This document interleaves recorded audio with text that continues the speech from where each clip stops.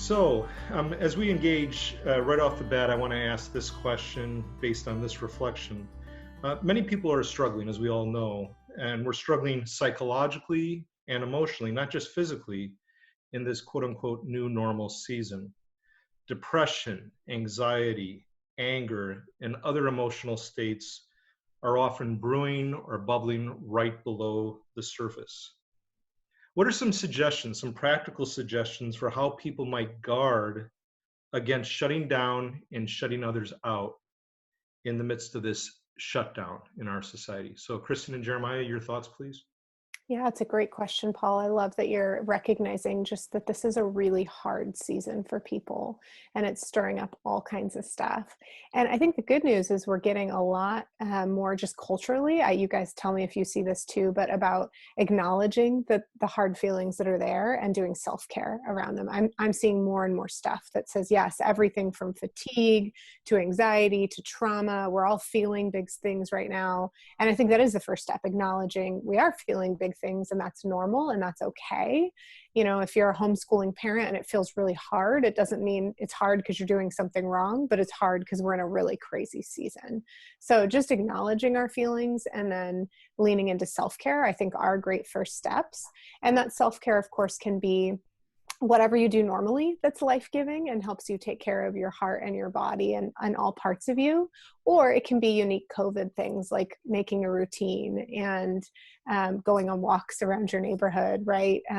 Limiting news consumption. So I feel like we're getting, correct me if I'm wrong, we can get more into that, but I feel like we're getting a lot of that around us. And I would say, yes, those things are true.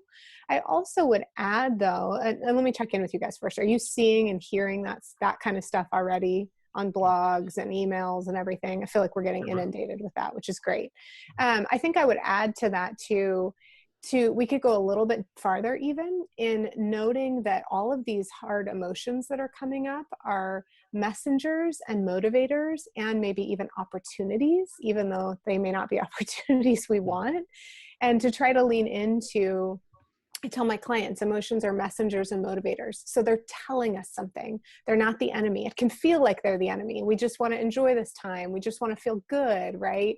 So why is there all this depression or anxiety or anger? And acknowledging that rather than being the enemy and something that needs to go away, those emotions are messengers. They're trying to tell us something, and it behooves us to listen and to get a little curious, maybe even some benign curiosity about what is the message here and what is it motivating or moving me towards, right? And as we lean into that, I think then we can make some sense of those emotions. We can do something with them. If we instead just pretend they're not there or try to get, just ignore them, that's when they're going to come out in shutdowns and eruptions of anger and all kinds of things, because they're there. They're not going away just because we ignore them. So treating them instead as messengers and getting curious about what's happening here inside of me. What am I feeling? And what is it wanting to move me toward, right? If we're feeling really sad, there's a lot of reasons we could be feeling sad right now, a lot of loss. And a good response is moving towards somebody or something for comfort, right? Rather than just trying to ignore that feeling and hoping it goes away. So I think getting curious and moving towards where our emotions are moving us in healthy ways, that can be complicated. We could talk for an hour just about that. But following that and seeing it as an opportunity is the last piece there to understand myself better. I mean, there's new suffering and there's real suffering in this time, but I think for a lot of us, those feelings are the parts of us that are already there, right? For me, I tend towards either in the midst of anxiety and the pandemic to either overworking and overfunctioning or just feeling depressed and powerless and shutting down.